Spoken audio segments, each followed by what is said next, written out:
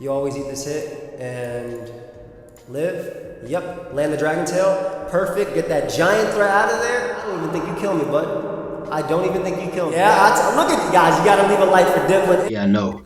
Dipplin isn't as great as it seems, folks. Let me be honest with you. I've tried this Pokemon a few times, and just because you can make it work here and there doesn't mean it makes for a good Pokemon. A few disclaimers before we get into this discussion video. I know that the YouTuber that we used the intro of this video from has already admitted that Dipplin is not good. So I'm just reiterating their own words as to why Dipplin is not good. Folks, this is just hype.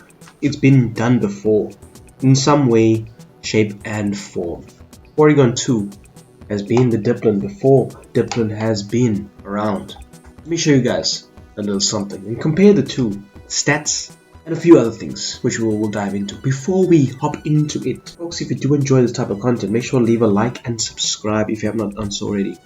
We will be doing a lot more of these, and the more subscribers and the more people that like the video, that's me, know that it's worth it to put the content out there at the end of the day, and to put the content out there frequently too.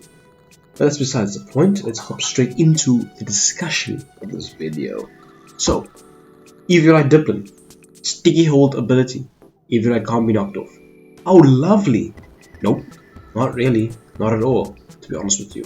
Especially with the way the metagame has played itself out to be in most of the tiers in Generation 9. Sticky hold Dipplin has been done before, and people have at least top players, have a understanding of how to deal with it at the end of the day. Porygon 2 has been around for a long time. If you want to compare the stats, Dipplin has 80 HP, 110 defense, and 80 special defense. Quite a lot. Porygon 2, much faster, more HP, especially more bulky. Not so much on the physical side, but for all intents and purposes, the stat distribution is quite somewhat equal in terms of defensive spread. That speed from Porygon 2 makes a big difference because you can maybe, if you're lucky, outspeed certain things. Especially if you're not running a minus speed nature, which Dipplin might have to do if you want to get the most damage out of it. But you might be able to outspeed certain things, like even Ursaluna at min speed. Porygon 2 might be able to outspeed. Move pool wise, that's the first reason why Dipplin sucks. What move am I going to click that's going to cause damage to the opponent?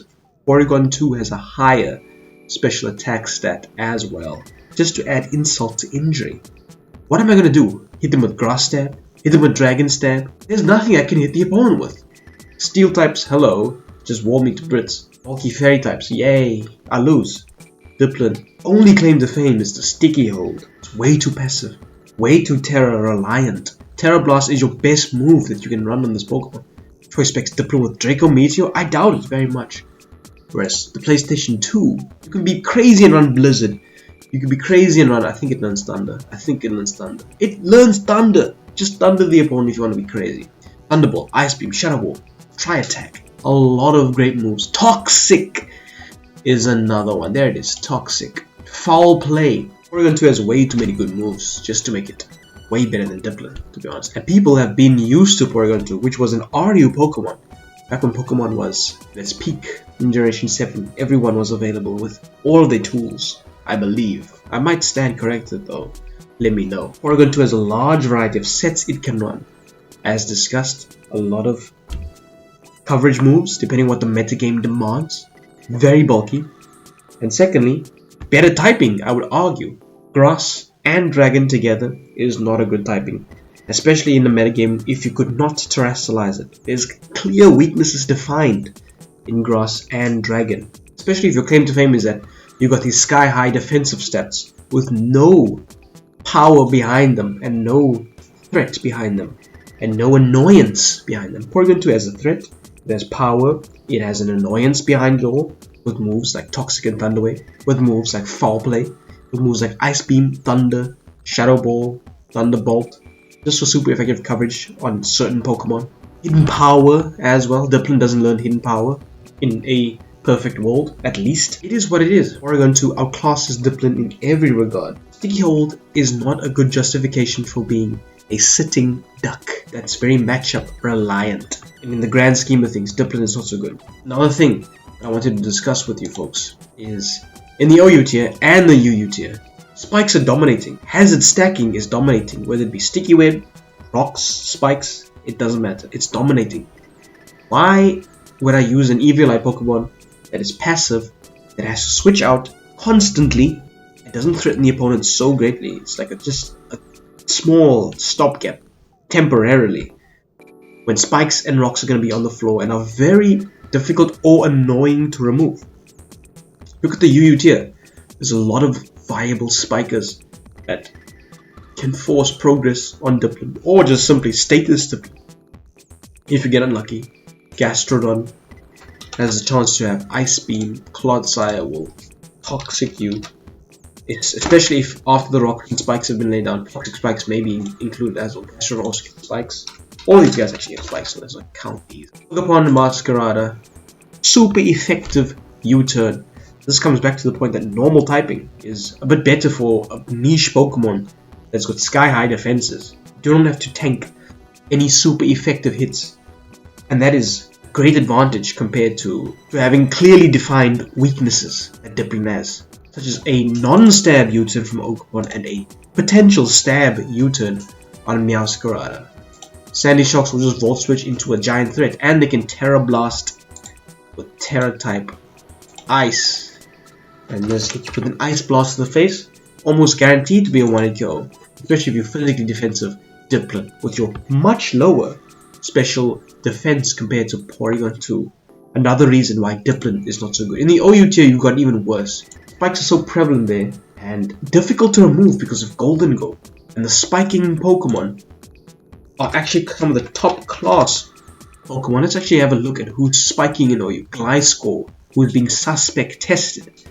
Come on now. Greninja, who carries Ice Beam, but just spike on you and get rid of you.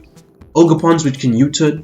Tinglu is just bulky, I suppose, and it can get up multiple hazards on you as well. And just simply ignore your defenses with Ruination. Who can forget about that? Glamora with its poison typing. It's no hope for Dipplin at all. It's no hope at all. And lastly, in UUI, spikes are being discouraged from being removed. Not many good ghost types in the tier, I'll grant you that. But defog is not prevalent in this metagame, and if you are to defog, we've got a lot of guys who can take advantage of the defog. Let me take a look at what might be a ghost type to block Rapid Spin. Not only do we have people who can punish defog both physically and defensively viable in the UU tier, we've got ghost types that block Rapid Spin from very common Rapid Spinners. Sinistcha can take on the most common Rapid Spinner, which might be Iron Treads if I'm not mistaken. Let's actually have a look. Rapid Spin. No, come on. Sinistcha destroys all of them, especially after a Calm Mind boost. Sinistcha destroys all of these guys. So good luck Rapid Spinning the spikes away, and if you're not rocking boots, which Dipplin most definitely is not, sorry to say, you're going to be taking the chip, and you're going to be forced out, and you're not going to be doing much in return. Basculegion, another ghost type which packs a massive offensive threat and almost can never be one-hit KO'd by most Rapid Spinners in return. It's just too difficult to remove hazards in both OU and UU, and probably RU, I'd like to argue. I have not played RU this generation once, so if you have, if you're an RU connoisseur, let me know in the comments how it is and what it is like there. Removing hazards and the metagame in general if you so desire. Let me know about it. But as far as OU and UU is concerned, it's too difficult to remove hazards. It's too difficult to stop them from being set up. The game is quite fast paced sometimes, and Dipplin doesn't offer much in return. So yeah folks, that's why Eviolite Dipplin with the legendary sticky hole is simply not great enough. The fact that you can keep your Eviolite forever is not a justification why you should be used. Porygon 2 can have games where it will have the Eviolite forever, no knockoff threats, and it will still be a sitting duck, and I consider Porygon 2, the virtual duck, better sitting duck than Dipplin. If you did enjoy the video, make sure to leave a like and subscribe if you have not done so already. We will be doing a lot more of these. Until next time folks, we'll be turning out. Thanks for watching.